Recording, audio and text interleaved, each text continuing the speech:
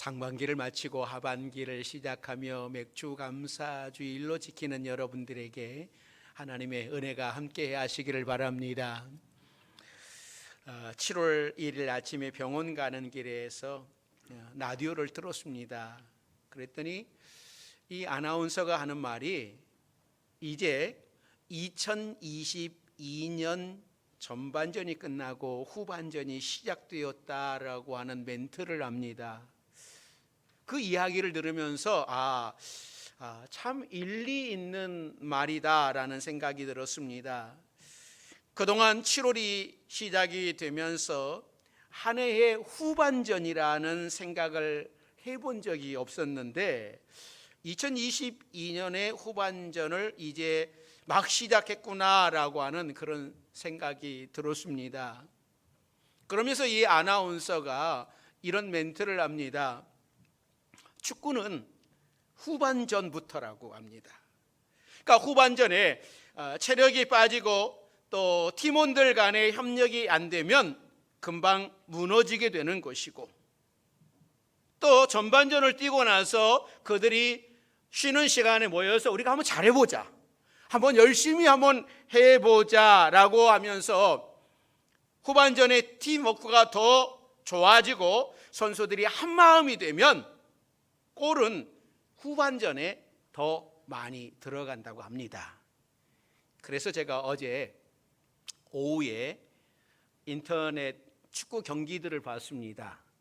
후반전에 공이 더 많이, 어느 팀이 많이 들어가나, 후반전에 더 골이 많이 들어가는 것 같아요. 여러분, 2022년의 후반전을 막 시작하는 7월 첫 번째 주일입니다. 여러분의 삶이 전반전보다 후반전이 더 행복한 한 해가 되시기를 바랍니다. 후반전 첫 주일인 오늘, 우리는 맥주 감사절로 지키면서 먼저 하나님의 은혜를 생각하고 감사하고 예배를 드리고 있습니다. 우리 현대인들은 보리추수를 하지는 않지만 맥주절을 지키는 것은 의미가 있습니다. 이 의미 있는 절기에 하나님 앞에서 우리 자신을 바라보면서 감사로 인생을 행복하게 살아가는 여러분들이 되시기를 바랍니다. 첫째, 이 맥주절은요, 중간 점검을 하는 절기입니다. 주보 광고란에 보면은 이 맥주절은 상반기를 지켜주신 은혜에 감사하면서 하반기를 준비하는 절기라고 했습니다. 그러니까 이 말은 어떻게 보면 맥주절이라고 하는 글자와 전혀 어울리지 않는 설명인 것처럼 보입니다. 그러나 이 맥주절의 의미를 알고 나면 이 설명이 얼마나 적합한 설명인가를 깨닫게 됩니다. 자, 오늘 본문으로 들어가서 15절, 16절, 17절 말씀 좀 어렵습니다. 자세하게 같이 봅니다.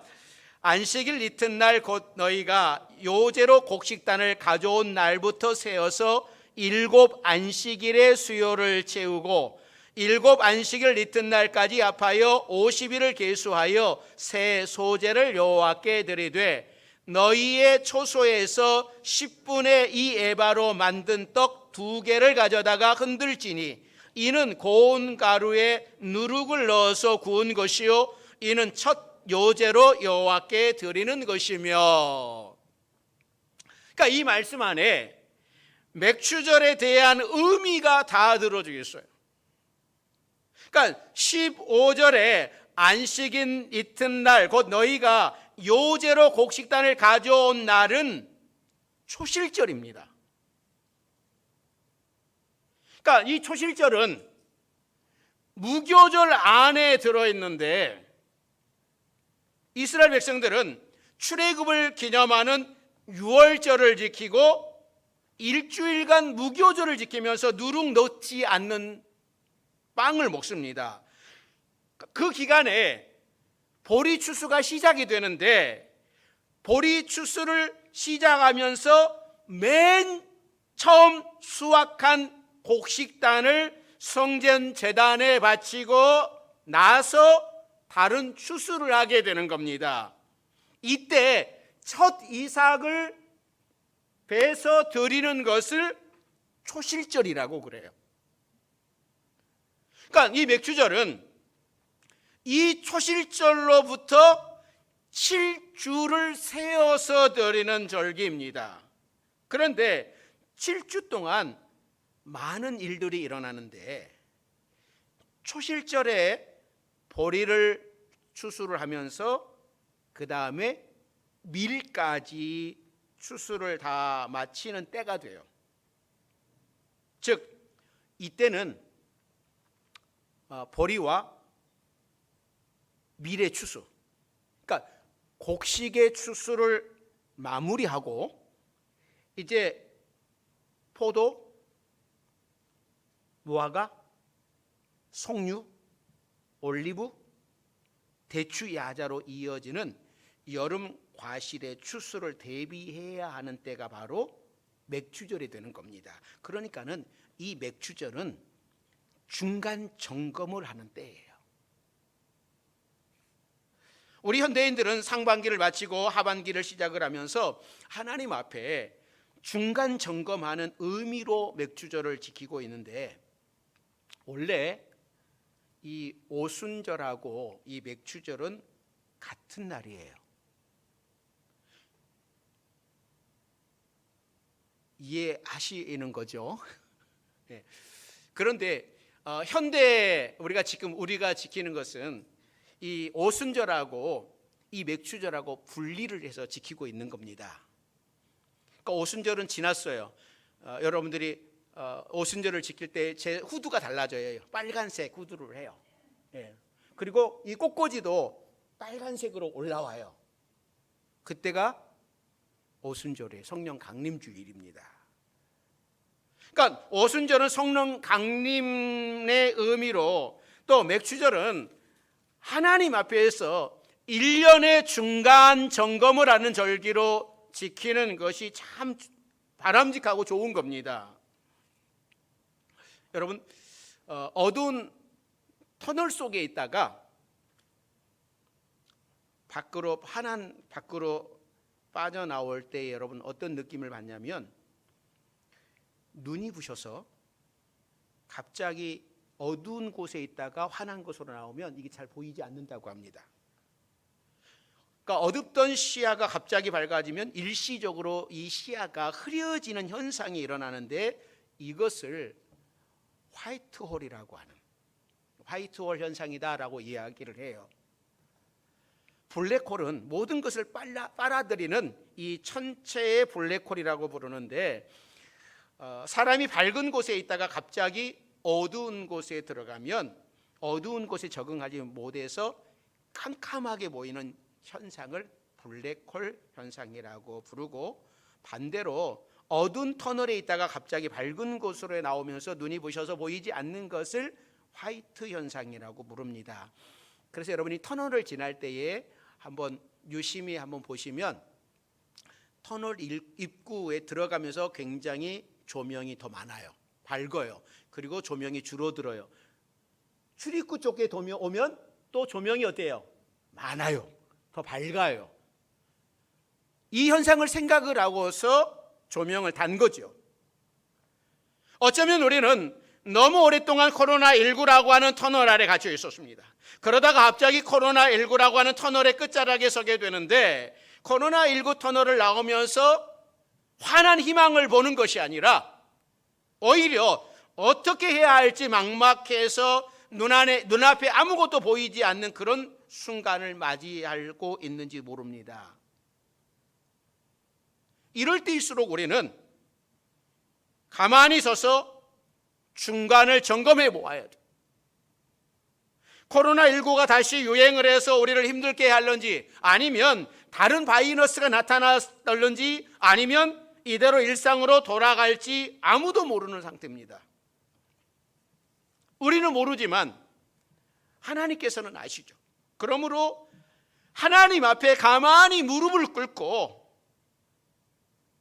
하나님 앞에서 중간 점검을 하면서 하나님께 맡기고 하나님이 인도하시는 대로 한 걸음씩 한 걸음씩 내디뎌야 됩니다. 지금은 내 생각대로 성큼성큼 걸어가는 시기가 아닙니다. 그러다가 어느 돌뿌리에 걸려 넘어질런지 어느 구덩이에 빠질런지 모르는 거예요. 지금은 한 걸음 한 걸음 조심스럽게 하나님이 인도하시는 대로 구름기둥 불기둥을 보면서 조심스럽게 여러분 걸어가십시오. 하나님이 인도하시는 길을 걸을 때에 우리는 가장 행복할 겁니다. 우리는 하반기를 시작을 하면서 후반전을 시작을 하면서 1년의 중간 점검도 해야 됩니다. 인생을 살다 보면 가끔씩 쉬면서 중간 점검을 해야 할 때가 있습니다. 그때가 바로 지금이에요. 장거리 마라톤을 하는 사람이 쉼 없이 달리기만 하면 큰일 나죠. 중간에 수분도 공급을 해줘야 돼요. 그리고 다시 페이스 조절을 해야 되는 거예요.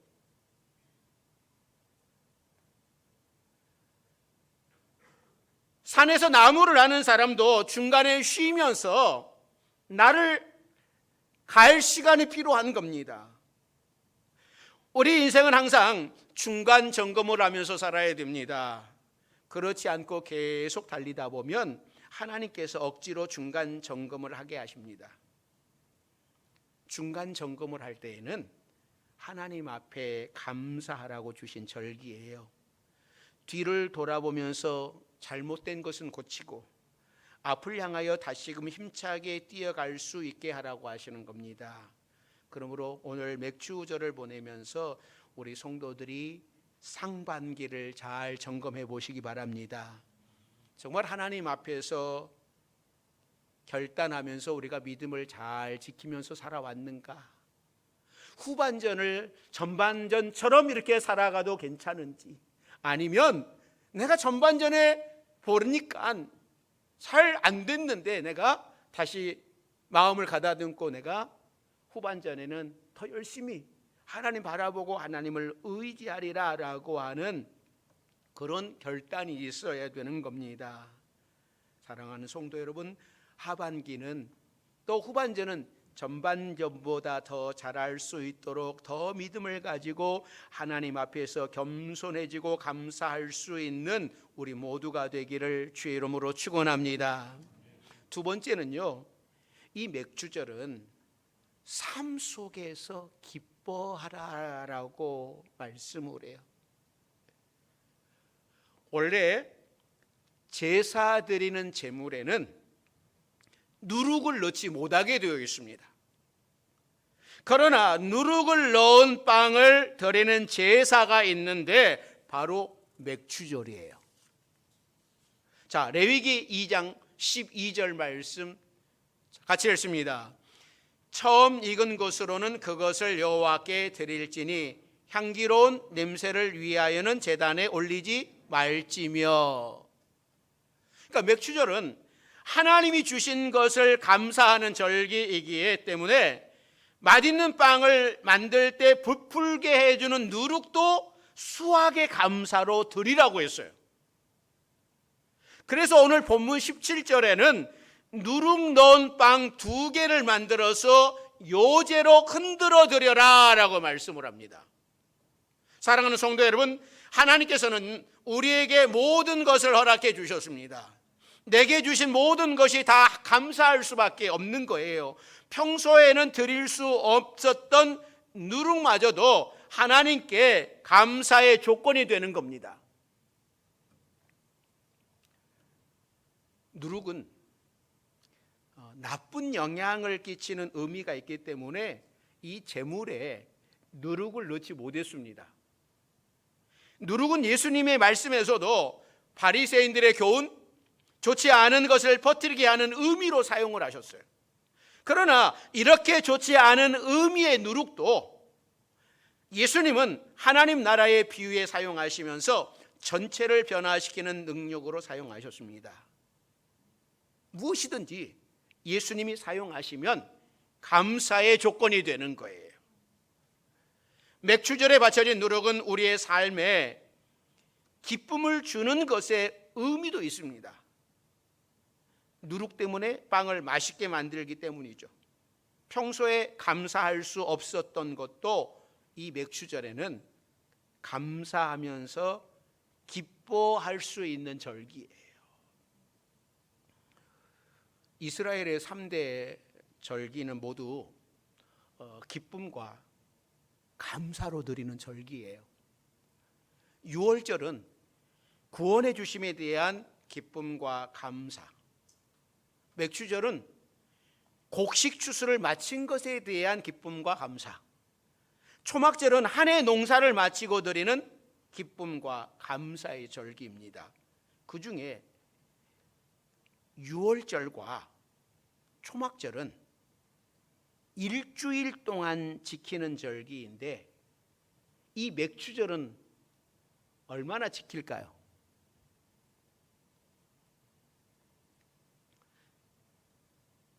유월절과 초막절은 일주일 동안 아무것도 하지 않으면서 일주일 동안 지켜요. 그럼 맥추절은 며칠을 지킬까요?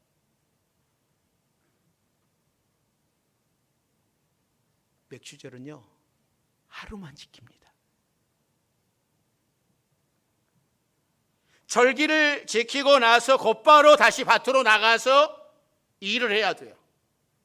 그러니까 유월절과 초막절은 일주일 동안 쉬면서 드리는 절기입니다. 세상 일은 푹 쉬고 영적인 일에만 집중하는 유월절과 초막절과는 달리 맥추절은 세상 일을 하면서 그 중간에 지키는 절기예요. 그러니까 삶 속에 기뻐하며 지키는 절기입니다. 느헤미야서에 보면은 이스라엘 백성들이 모여서 이렇게 하나님의 말씀을 듣습니다. 말씀을 낭독해 주는데 이스라엘 백성들이 하나님이 우리에게 이렇게 말씀을 하셨는데 우리가 이 말씀대로 우리가 살지 못했구나. 그래서 우리가 이런 고난을 당하였고 우리가 포로로 잡혀갔고 이런 어려움을 당했었구나라고 하면서 그들이 회개의 통곡을 합니다. 하나님께서는 우리에게 이렇게 살아가라고 말씀하셨는데 우리는 하나님을 배반하고 우상을 섬기며 우리가 이렇게 살아왔습니다. 하나님, 우리가 잘못했습니다 라고 회개의 눈물을 대성통곡합니다. 온 백성들이 눈물바다가 되었어요. 그러나 그때가 거룩한 하나님의 안식일이었기 때문에 백성들에게 이 날은 울지 말고 기뻐하라고 합니다. 여호와로 인하여 기뻐하는 것이 너희의 힘이니라 라고 말씀을 해요. 하나님께서는 우리가 기뻐하면서 살기를 원하십니다. 인생을 살다 보면 기쁜 날보다는 고난과 좌절을 겪을 때가 훨씬 더 많습니다. 그러나 부모의 마음은요, 자녀가 즐겁게 사는 것이 더 좋아요. 하나님께서는 저에게 기쁘게 살아가라고 말씀을 합니다. 하나님께서는 저에게 즐겁게 살아가라고 말씀을 합니다. 그것이 하나님이 기뻐하시는 거래요. 사랑하는 성도 여러분, 우리는 살아가면서 여러 가지 환경을 만나고 힘든 일도 만날 수 있습니다. 그러나 하나님께서는 우리가 힘든 가운데에서도 기뻐하며 살아가기 원하신다고 하는 것을 깨닫는 여러분들이 되시기를 바랍니다. 그러므로 맥추절을 맞이하면서 기뻐하십시오. 하나님 때문에 기뻐하는 것이 우리의 힘이 되는 줄로 믿습니다. 슬픈 마음 가지고서는 창조적인 일을 할 수 없습니다. 사람은 기쁘게 살아갈 때에 창조적인 에너지가 나오는 거예요. 그러므로 주일에는 하나님께 예배드리면서 항상 기쁘게 살아갈 수 있기를 바랍니다. 세 번째로 맥추절은요, 삶 속에서 감사하는 절기예요. 그러니까 맥추절은 쉬면서 드리는 절기가 아니라 농사일로 바쁠 때 삶 속에서 기뻐하며 지키는 절기입니다. 아무리 바빠도, 아무리 할 일이 많아도 하나님께 감사하며 살라고 하는 거예요. 우리나라에 20년 넘게 계속했던 드라마가 있습니다. 뭐 요즘 드라마는 많으면 50회, 더 많으면 60회, 뭐 짧으면 16회, 그 정도 하고 막을 내리는데 1980년에 시작을 해서 2002년까지 계속된 드라마가 있습니다. 무슨 드라마죠? 저 어떻게 아셨어요? 전원일기.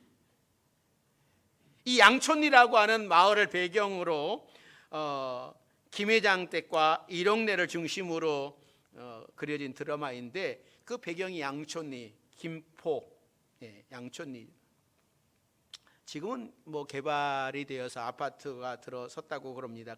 근데 그 당시에는 전통적인 시골 마을이었다고 그래요.